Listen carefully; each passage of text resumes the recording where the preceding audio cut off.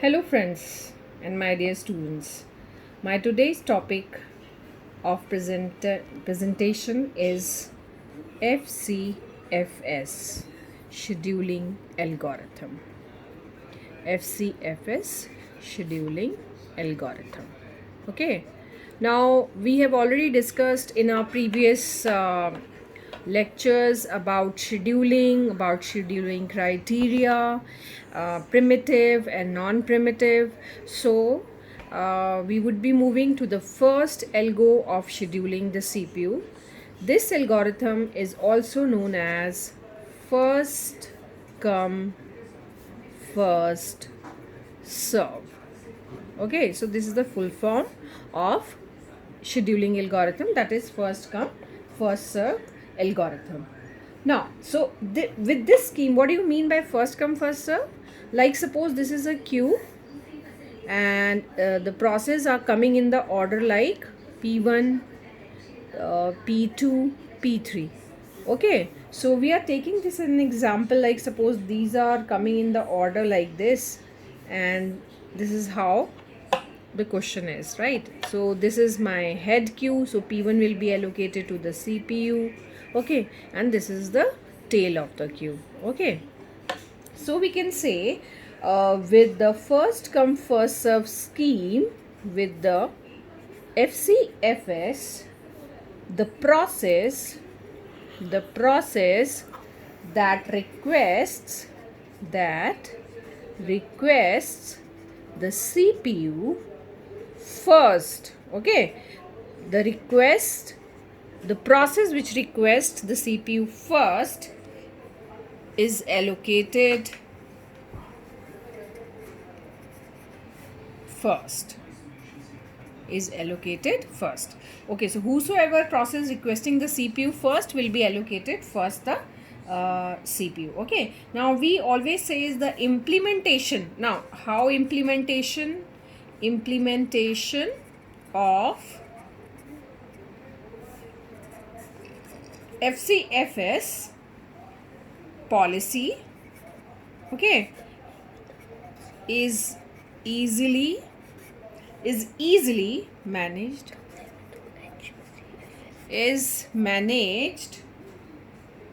with your FIFO queue. Okay, so we say, what we are saying, जो implementation है first come first serve policy, मतलब what kind of a policy FCFS follows? It follows a policy of FIFO queue. That means first come first serve policy is easily managed with your FIFO queue. We manage a queue in this form. This is my head and this is my tail. The CPU will be requested by P1 process and CPU allocates from the queue the first process in the queue. Okay, so this is the how. Now, so we can say that whenever any process enters any ready queue, its PCB is linked with the tail of the queue. So any new process enters here, it enters this side. Okay, so this is your basic algorithm and definition of FCFS. Now, most important point for FCFS, now what kind of algorithm it is. Now, as the name suggests, we cannot preempt it in between. It is non-preemptive. Okay, non-preemptive means whenever any process allocates or gets the CPU, right, so it will not leave the CPU either of the two cases. Either it terminates. I hope you remember the definition of non-primitive. Non-primitive says that a process will go into a non-primitive state only when either it is terminates or exit, or we can say requesting any IO. So we can say या तो वो process अपना काम पूरा करके exit हो जाए, या उसको अपने ही प्रोसेस को कंप्लीट करने के लिए कोई आईओ डिवाइस चाहिए. उसने रिक्वेस्ट की तो वो क्या हो जाएगा, थोड़ी देर के लिए वेटिंग स्टेट में जाके वापस रेडी क्यू में लगकर वापस उसको CPU मिल जाएगा. सो वी से it is a non primitive algorithm. So it's keeps the CPU busy. Okay, now let's take an example and try to solve this using a Gantt chart. Okay, so we say now suppose we are having three processes. Now try to understand, we have three processes arrives in the order. P1, P2 and P3. Important thing to note here is all processes arrives at time 0. Now in every numerical, try to remember this line. Whether we have been given an arrival time or not, right? Or we are saying all the processes have been arrived at the time interval time 0. Okay. So, and you have to check the order of the processes. Now we are saying you must have been given the process. There will be a table and burst time. What is a burst time? The time taken by the process to complete its task is known as the burst time. Okay. There may be a CPU burst time.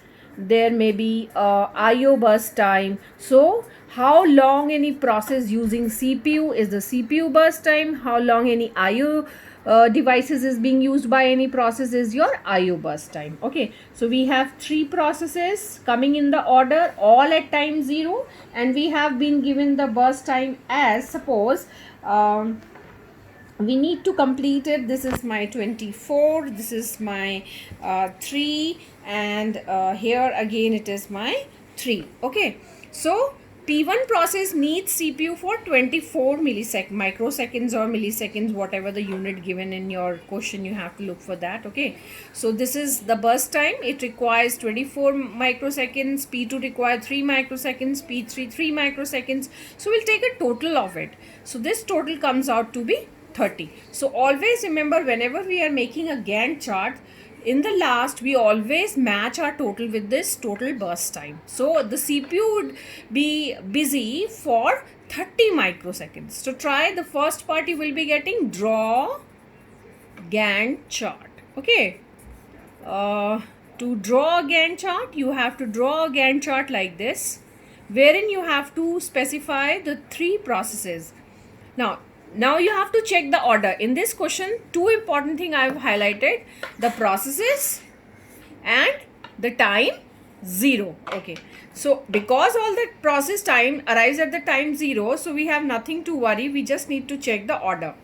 P1, P2, P3. Okay, so first is your P1, second is your P2, and third is your P3. We make a Gantt chart like this. Now how much time P1 requires? We simply write here as 24. We always mention it here as 0. Why? Because we are just trying to specify that all process arrives at time 0. Okay, so it takes 24 microseconds. Now how much time this will take? So 24 seconds. So P2 process has waited for 24 seconds because P1 was executing. So again what we are saying, P2 required it for 3 microseconds. So what we write, plus 3. So how much, at what time? Suppose I am a person, 3 people are waiting in a queue outside a bank. The first customer went in. It took 10 minutes for him to complete his work in the bank. He comes out from the bank. And the second customer needs 5 minutes, right? So when he enters at the 11th minute and comes out at the, we can say 10th minute, and comes out at the 15th minute. So we can say 5 minutes he has used. So that has been added into it, 10 plus 5. So the first customer suppose needs 10 minutes, the next customer 5 minutes. So total time consumed for customer 1 and customer 2 is 15. So similarly we'll add here plus 3. So this will be 27. P3 requires CPU time 3, again 3 microseconds. So we have added 3 to 27, we'll get 30.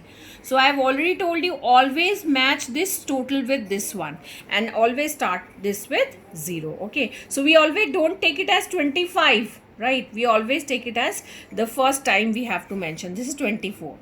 Now we have to calculate the second part, waiting time. You remember in scheduling criteria, we need to identify which algorithm is better.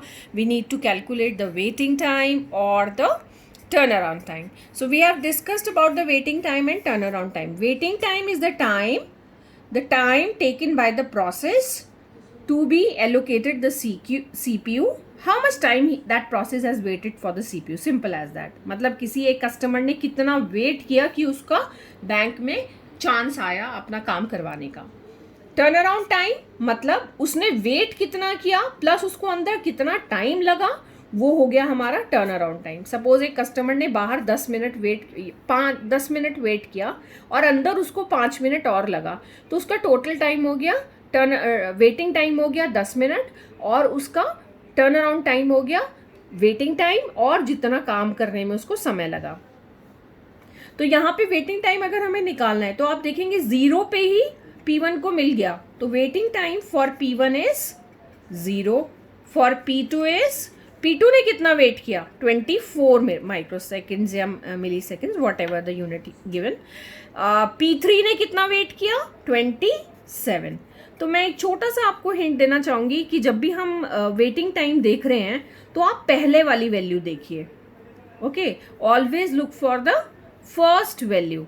This is my first value, this is my first value, this is my first value. So this comes out to be my waiting time. To calculate the average waiting time, आप इन सब का total कर लीजिए और जब हम इसका total करेंगे तो it comes out around, you will calculate it out. So this will be 1 and this will be 15 divided by 3 because total number of processes. Sum of these total time waiting time plus divided by the total number of processes, and processes are 3. Okay, so here we can write as 17 microseconds. Okay, so this will be my average waiting time. Now turnaround time कैसे निकालेंगे हम इसके अंदर? turnaround time निकालने के लिए completion part देखेंगे हम कि कितना complete हुआ, वेटिंग कितना किया. तो टर्न अराउंड टाइम हमारा ऐसे निकलता है. हम इसमें बताएंगे टर्न अराउंड टाइम के लिए. मैं आपको बताती हूँ टर्न अराउंड टाइम. फिर से मैं एक बार गैंट चार्ट आपके लिए बना देती हूँ. Okay, P1, P2, P3, 0, 24, 27. Turn around time के लिए हम लोग क्या देखेंगे बेटा? पीछे वाली value. Okay, so my dear friends, we always look for the second value, last value. So turnaround time, P1 completed its process for in 24 microseconds. So P1 turnaround time is 24. Turnaround time of P2 is how much time it will take? It has taken, though it require only 3 microseconds, but it has waited for 24 seconds to be allocated because all these process arrives at time 0. I told you to remember, ये सारे process 0 time पे आए हैं, तो इसने 24 microsecond wait किया और इतना उसने एग्जीक्यूशन में टाइम लगाया. एक कस्टमर ने वेट इतना किया और अंदर इतना टाइम लगाया, तो इसका भी हमारा टर्न अराउंड टाइम हो गया इतना. Turn around time of P3 similarly कितना हो गया 30. So 30 microseconds or milliseconds, whatever will be the unit. So this would be my third part. So this is how it has been asked. Now this is the condition when there is a time 0. Now look for the condition. There are two types of conditions. One is we have one is when we have to check the order. So you may get another question. This is when the process arise in the order P1, P2 and P3. Now suppose if the processes arise in the order P2, P1 and P3. Suppose same he question में order change कर देते हैं तो क्या हो जाएगा? जो हमारा गैंट चार्ट था वो बदल जाएगा. हमारा सपोज करिए P1 हमारा 24 ही था, ये P2 हमारा 3 था, P3 हमारा 3 था, ये टोटल तो 30 रहेगा. लेकिन ऑर्डर क्या है? सबसे पहले कौन सा प्रोसेस आया है? हमने बोला P2 आया है सबसे पहले, तो हमने सबसे पहले किसको लिख दिया? P2 को लिख दिया. 0 कितना लिया टाइम? 3. उसके बाद कौन सा प्रोसेस आया है? P1. उसके बाद हम इसमें 24 जोड़ देंगे, क्या आ जाएगा? 27 P1 एंड देन P3. उसके बाद इसको कितना टाइम चाहिए था P3 को? 3. तो 3 जोड़ देंगे, आ गया 30. So again it is a total of 30. Okay, so you may get the order change, but see, when there isn't change in order, then there will be change in average waiting time. You can see here the average waiting time for what is the average waiting time for P2? It is now 0. Average waiting time for P1 is what? It has waited for 3 microseconds. Waiting time for P3 is 27. So you can see here now it is 30. 30 divided by 3, it will be what? 10. So here my time or microseconds changed. Because we can see here P1 waited for 3 microseconds, P2 waited for 0 microseconds and P3 waited for 27 microseconds. So we say that now the total is 30 and 30 divided by 3. So now it has been changed, my values has been changed and now this algo becomes better. So sometimes it happens that first come first serve will be giving you the good result, will be giving you a good result. Okay, so here 17. So just an order change. Whenever there is an order change, that means there might be possibility of improvement in the algorithm. Now one part which you have to remember, that was the question when you are having the arrival time as 0. Now I will be telling you the second part when arrival time is given.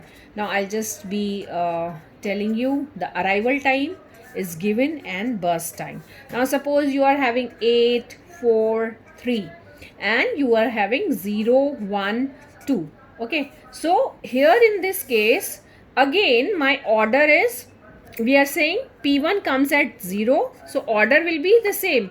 P1 arrives at 0, P2 arrives at 1 and P3 arrives at 2 microseconds. So in this case only one process has arrived, so we given this to P1. So it will start running because it is a non-primitive algorithm. So it runs till how much? 8 burst time. Then at now both of them have arrived because we have executed 8 microseconds. Now both the process has been arrived. Now we will give the processor to P2. Okay. So P2, it requires how much time?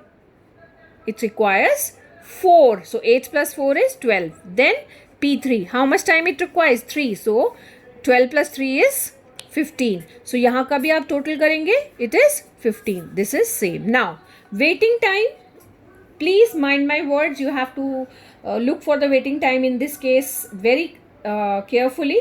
P1, the waiting time for P1 is, arrival time was 0 and it has been allocated the CPU at 0. So 0 minus 0, it hasn't waited any time. So 0. P2, if you can see, it has been allocated the CPU at 8 and it comes at time 1. 1 पे आया था, 8 पे उसको CPU मिला, 8 minus 1, 7. P3, the waiting time for P3 will be, it has been allocated the CPU at time 12 microseconds और आया कब था? 2 पे, तो 2. So this will be my 10 microseconds. So that now I'll just calculate the total. So this will be my 17 divided by 3. So you will get roughly around 3, 5, 15, 2, 6, 5 point something microseconds will be your answer. So please mind my words, you have to check the arrival time in the case of waiting time. Now turnaround time, how will you calculate? This is my first part, second part and third part. In the turnaround time, you need to check. It completes the process at time 8. Okay. And it arrives at time 0. So turnaround time for P1 is 8. P2, check for, it completes at time, पीछे वाली value देखनी है, 12. Okay. But it arrives at time 1. So 12 minus 1 is 11. Then P3 will be what? 15. It completes its start at 15 and it comes at time 2. Arrival time. So it is 13. So this is my 13 microseconds. Okay. So this is how you have to work for FCFS. Let me just conclude it in a little faster. I just told you about FCFS, that it is a non-primitive algorithm which you have to remember two things, and it is an implementation of FIFO-Q. It is a non-primitive algorithm and you have to look for process arrives at time 0. Then how you calculate the Gantt chart and waiting time and turnaround time, and when process arrives at time, at some time is given to you. Suppose this is the time when 0 is given, and when the arrival time is given, then you have to subtract the arrival time from the burst time. Remember, for waiting time, look the first value. For turnaround time, look the next value. Okay, friends, I hope FCFS algorithm is very much clear to all of you. Thank you so much. Thanks a lot.